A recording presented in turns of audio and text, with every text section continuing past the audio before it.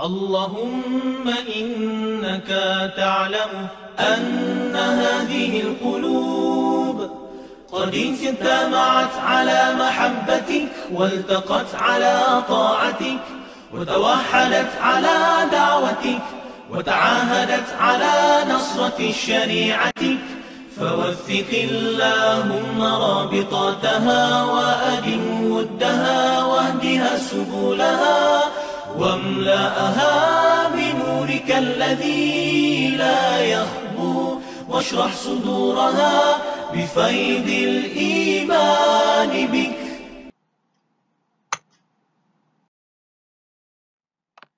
Bismillahirrahmanirrahim. Assalamualaikum warahmatullahi wabarakatuh. Apa khabar murid-murid sekalian? Saya harap anda semua dalam keadaan yang sihat sejahtera dan sentiasa dalam rahmat Allah Subhanahu Wa Taala. Baik, sebelum kita memulakan topik pelajaran kita pada hari ini, mari kita sama-sama membacakan doa sebelum belajar. Bismillahirrahmanirrahim. Allahumma ftah alaina hikmataka wanshur alaina min hazaini rahmatika ya arhamar rahimin. Amin ya rabbal alamin. Alhamdulillah.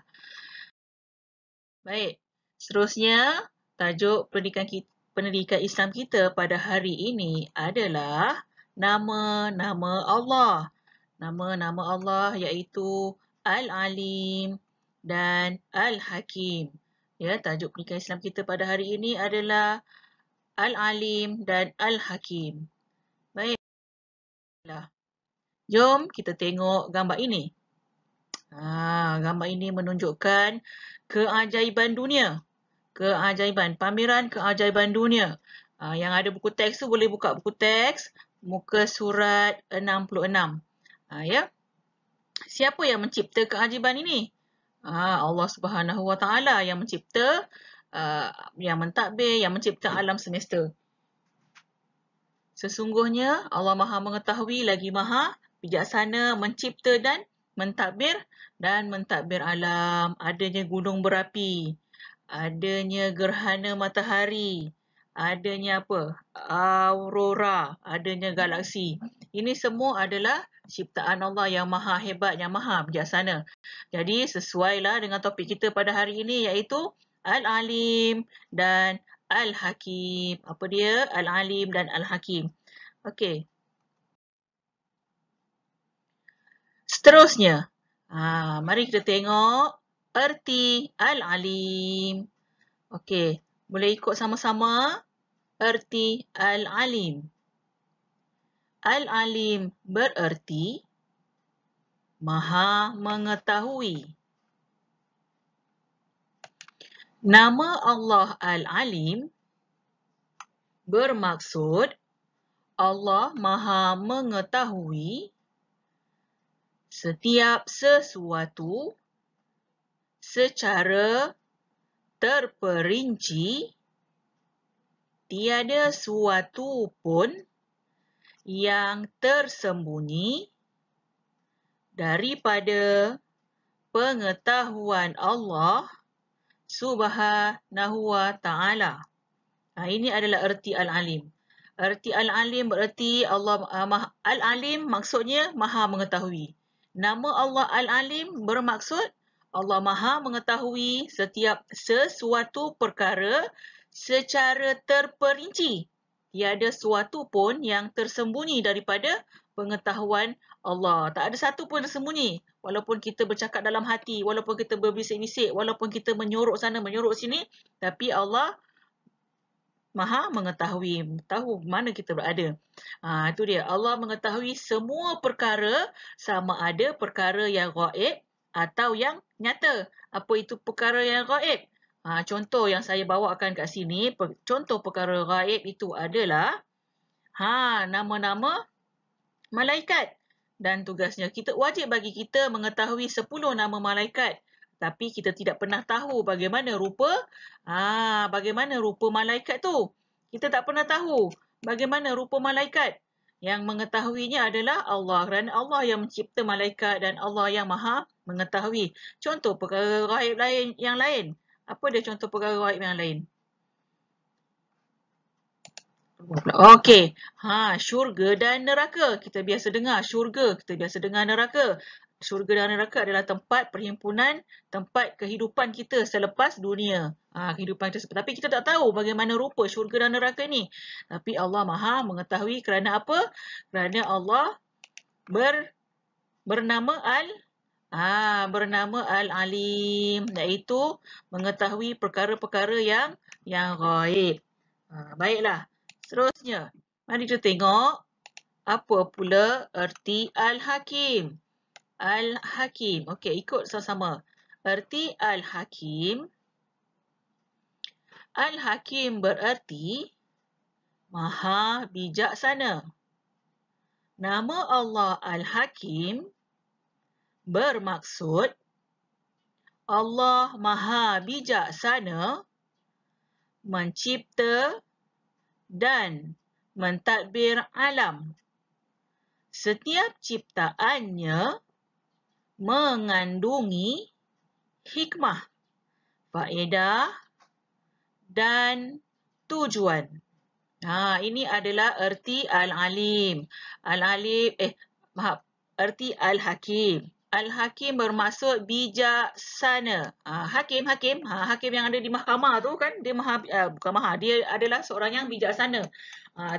Tapi nama Allah Al-Hakim ini bermaksud Allah Maha Bijaksana. Nama Allah Al-Hakim bermaksud Maha Bijaksana mencipta dan mentadbir alam. Macam yang gambar mula-mula tadi yang awak lihat tadi, adanya gunung berapi, adanya kejadian aurora dan sebagainya.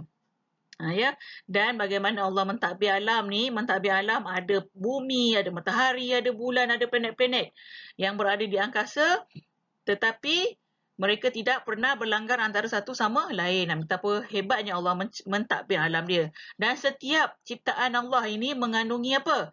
Hikmah, ada faedah dan juga tujuan. Itu dia. Allah tidak menciptakan sesuatu itu dengan sia-sia. Tak ada yang sia-sia. Semuanya ada tujuan. Semuanya ada faedah. Okay, kita tengok contoh. Contoh yang saya berikan adalah kejadian siang. Ni matahari ni waktu siang. Apa hikmahnya kejadian siang? Apa tujuannya Allah jadikan waktu siang? Supaya manusia dapat apa? Dapat bekerja, dapat menuntut ilmu dan sebagainya. Allah jadikan matahari pada waktu siang supaya apa? Tumbuh-tumbuhan dapat menikmati cahaya matahari untuk pembesaran. Kenapa tumbuh-tumbuhan perlu ada di muka bumi? Tujuannya untuk apa? Untuk memberikan oksigen kepada manusia, memberikan kita udara yang segar. Itu dia. Ada tujuan dan hikmahnya. Contoh lain. Allah jadikan malam. Kenapa Allah jadikan malam? Supaya manusia itu dapat apa? Berehat setelah penat di siang hari. Manusia dapat berehat di malam hari. Di samping berehat, manusia juga, makhluk Allah ni juga dapat melakukan ibadah hanya kepada Allah dengan khusyuk dan tawaduk. Itu maksud Al-Hakim. Sekali lagi, Al-Hakim apa dia? Al-Hakim adalah Maha Bijaksana. Al-Hakim ialah Maha Bijaksana. Baiklah.